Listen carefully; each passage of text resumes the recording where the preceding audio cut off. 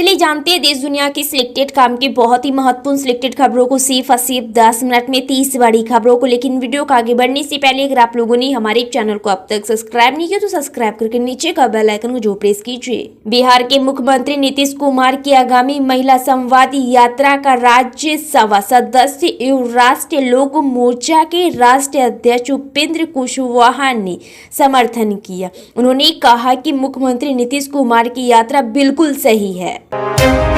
महाराष्ट्र में लोकसभा चुनाव 20 नवंबर को संपन्न हो चुके हैं। इसी के साथ 23 नवंबर को इसके परिणाम भी घोषित हो गए हैं और इस चुनाव में महायुक्त गठबंधन ने 288 में से 230 सीट जीतकर सत्ता बरकरार रखी।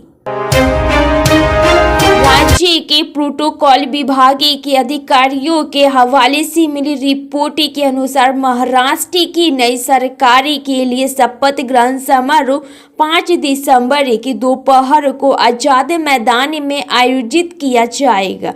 यह समारोह हाल ही में हुए चुनावों के बाद सत्ता के औपचारिक हस्तांतरण का प्रतीक है।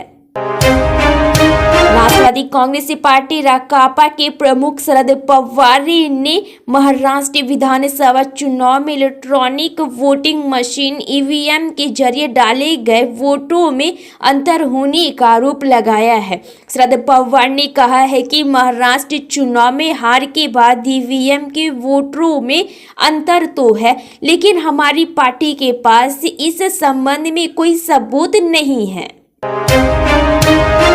लोकसभा में नेता प्रतिपक्ष राहुल गांधी ने अपनी पार्टी कांग्रेस और यूडीएफ से वायनाड भूस्खलन पीड़ितों की मदद के लिए राज्य सरकार पर दबाव बनाने का आग्रह किया।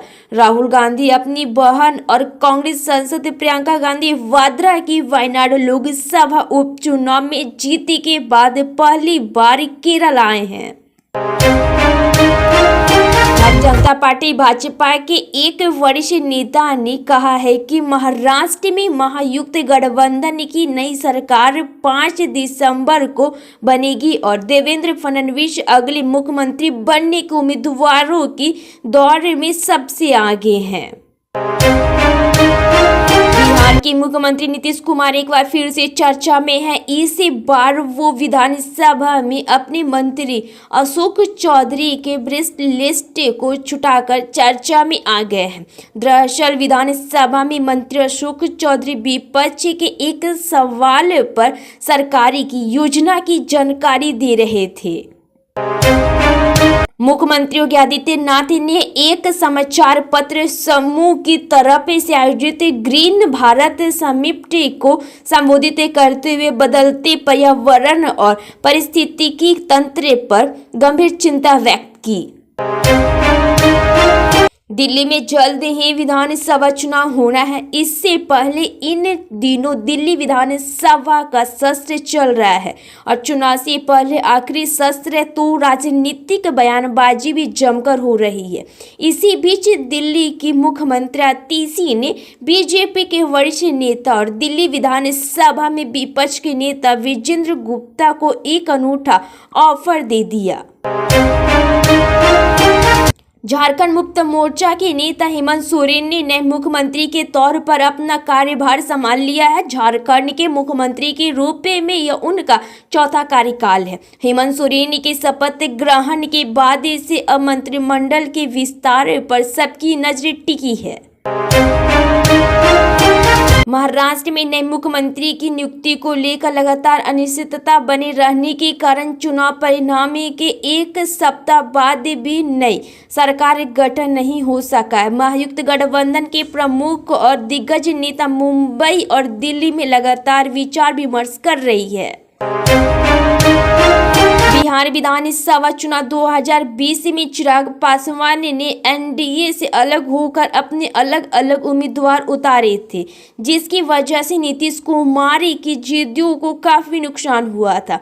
जिसके बाद चिराग पासवान और नीतीश कुमार के बीच रिश्ते काफी खराब हो गए थे और कई बार नीतीश कुमार सहित जदयू के कई बड़े नेताओं ने चिराग पर जुबानी हमला भी बोला था। कांग्रेस सांसद और नेता प्रतिपक्ष राहुल गांधी को जब सार्वजनिक मंच पर होते हैं तो भारतीय जनता पार्टी बीजेपी और प्रधानमंत्री नरेंद्र मोदी पर निशाना साधने का मौका नहीं छोड़ते। झारखंड विधानसभा चुनाव में जबरदस्त जीत हासिल करने के बाद हेमंत सोरेन ने मुख्यमंत्री पद की शपथ भी ले ली है। अब सबकी नजर कैबिनेट विस्तार पर है। बताया जा रहा था कि झारखंड में 4:1 के फॉर्मूले पर मंत्रिमंडल का विस्तार हो सकता है। दिल्ली विधानसभा के शीतकालीन सत्र का कल पहला दिन था। पहले ही दिन आम और बीजेपी ने एक दूसरे पर गंभीर आरोप लगाए हैं। बीजेपी ने सीएम आवास में आप संसद के साथ हुई कथित मारपीट के हवाले देते हुए दिल्ली सरकार को सुरक्षा के मसले पर घेरने की कोशिश की।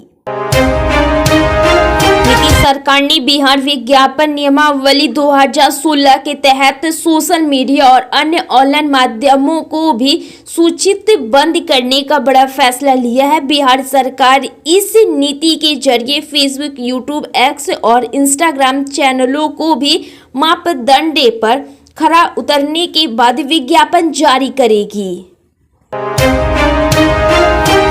केंद्र सरकार ने वरिष्ठ नागरिकों के लिए एक अहम कदम उठाते हुए आयुष्मान भारत योजना के तहत आयुष्मान वय वंदना कार्ड जारी किया है। यह योजना विशेष रूप से 70 वर्ष और उससे ऊपर के वरिष्ठ नागरिकों के लिए शुरू की गई है ताकि वे अपनी सामाजिक आर्थिक स्थिति की परवाह किए बिना निःशुल्क उपचार का लाभ उठा सके।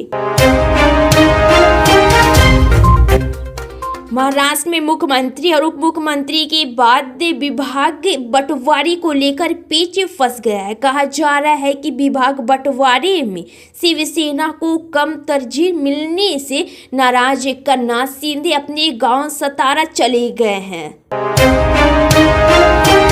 दिल्ली में जल्द ही विधानसभा चुनाव होना है। इससे पहले इन दिनों दिल्ली विधानसभा का सत्र चल रहा है। चुनाव से पहले आखिरी सत्र तो राजनीतिक बयानबाजी भी जमकर हो रही है। इसी बीच दिल्ली की मुख्यमंत्री आतिशी ने बीजेपी के वरिष्ठ नेता और दिल्ली विधानसभा में विपक्ष के नेता विजेंद्र गुप्ता को एक अनूठा ऑफर दे दिया। दरअसल दिल्ली विधानसभा में बस मसलों को पक्का करने की चल रही थी, जिस मुद्दे को लेकर पिछले कई महीनों से बीजेपी और आम आदमी पार्टी के बीच राजनीतिक आरोप प्रत्यारोप चल रहा है।